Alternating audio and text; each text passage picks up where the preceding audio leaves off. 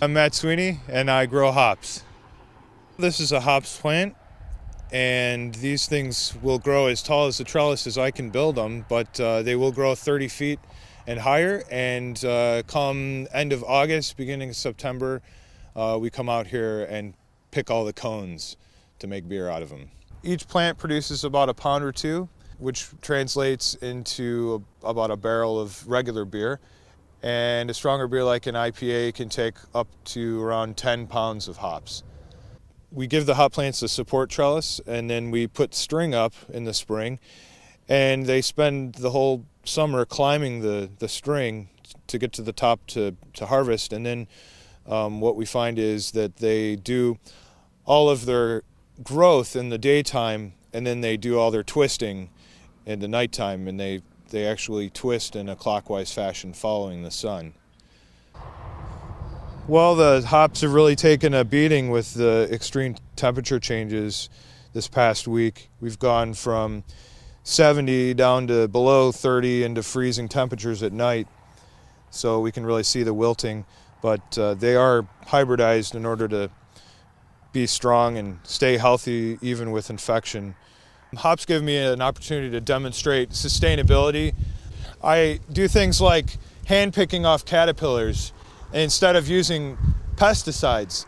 And we do things like using mulch to cover up weeds as opposed to using herbicides. So from an environmental standpoint, I try to realize that this is a little environment that I've put the hop yard in, and trying to be friendly with the neighbors that already live here.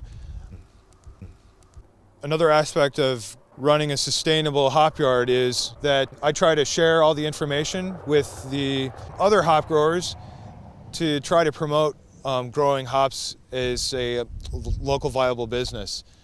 I'm involved with Wisconsin Hop Cooperative. This is a group of Midwest area hop growers. Today we had a grower meeting.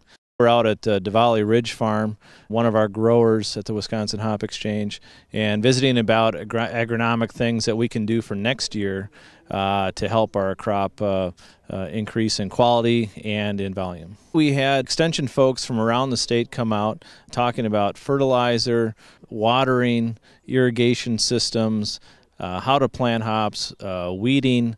We were also talking about creating a state association to help really build the hop growing industry in Wisconsin. The acreage we have now is great, but we really are trying to get to that 100 acres to really create a sustainable business for the Wisconsin Hop Exchange.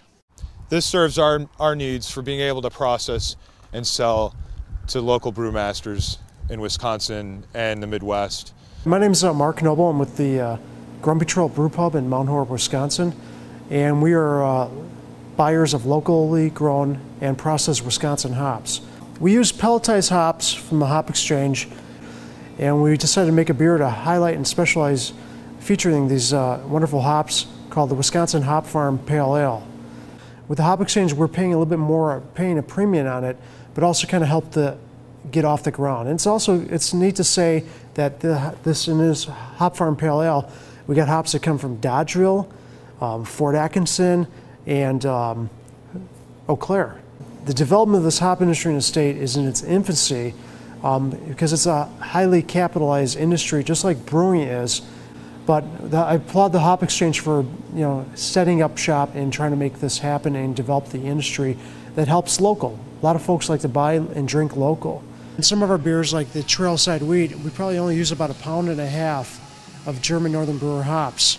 But as we work our way down the list, our Maggie Imperial IPA, when we make a 10-barrel batch, has about 25 pounds of hops in it. Hopalapa IPA might have about 18 pounds, and our Grumpy Creek Pale Ale is about 8 pounds of hops. I'm Rich Joseph. I'm co-owner of Joseph Stout Hops out of Neosho, Wisconsin. Today we're here at Simple Earth Harvest with his hop yard picking event and Brewfest event. Today we're picking hop cones and being dried and then sent to the Wisconsin Hop Exchange. Harvest starts in this area about the middle of August and will continue to about the middle of September. Every year at the end of August we run the Simple Earth Hops Harvest Brewfest. The idea is not only to enjoy ourselves and have fun and drink some beer, but we also, try to talk about local hops.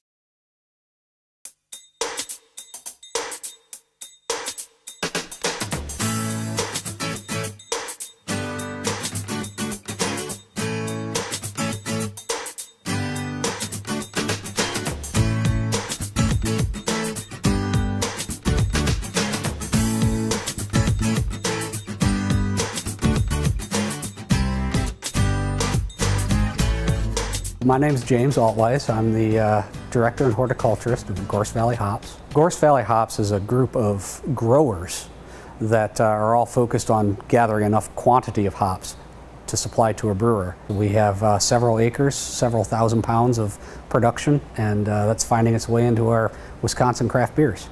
We are responsible here in this facility for processing all of the hops that our growers produce and dry and bring to us at the end of the season. Next week when we start processing, we'll take those whole flowers and we'll convey them up this auger system and the hammer mill system. We're going to take those whole flowers and pulverize them and then compress them into very dense, small pellets that the brewers utilize in their brewing process. It's critical to do our own chemical testing so we have immediate turnaround and know when and if something is wrong with our product, we can hold it, we can fix it, and we can make sure that our quality is really up to par with what we're trying to give to our customers. My name is Scott Manning. This is Vintage Brewing Company. Welcome to my fermentation room. You may hear some gurgling in the background. We've actually got active fermentation in a couple of these vats right now. We are proud to source a lot of our ingredients in the restaurant, in the kitchen that is, and some of our brewing ingredients locally. Some of those are from Gorse Valley hops, and we grow some of our own hops as well. So another local partnership for us has been Yahara Bay Distillers. We like to do a lot of barrel-aged beers here, generally stronger ales, and they spend time in barrels, sometimes up to 6 months to a year. These came from Yahara Bay Distillers. They're a local Madison distillery, so we've got some in bourbon-style whiskey barrels, and we're looking forward to getting some apple brandy barrels from Yahara Bay as well. A lot of fun things can be aged in spirits barrels.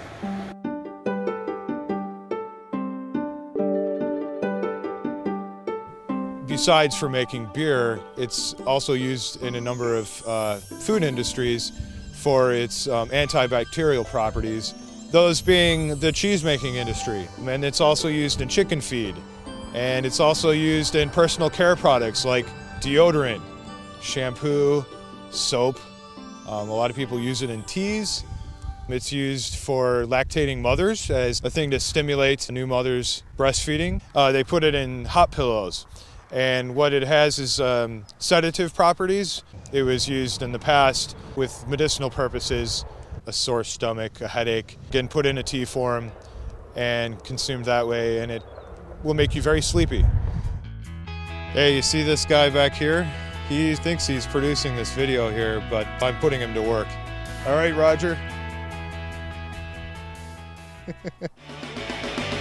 long time ago, way back in history, when all there was to drink was nothing but cups of tea, along came a man by the name of Charlie Mops, and he invented a wonderful drink and he made it out of hops. He must have been an admiral or sultan or a king, and to his raven we shall always sing. Look what he has done for us, he filled us up with cheer. Lord bless Charlie Mops, the man who invented beer. He invented beer, he invented beer.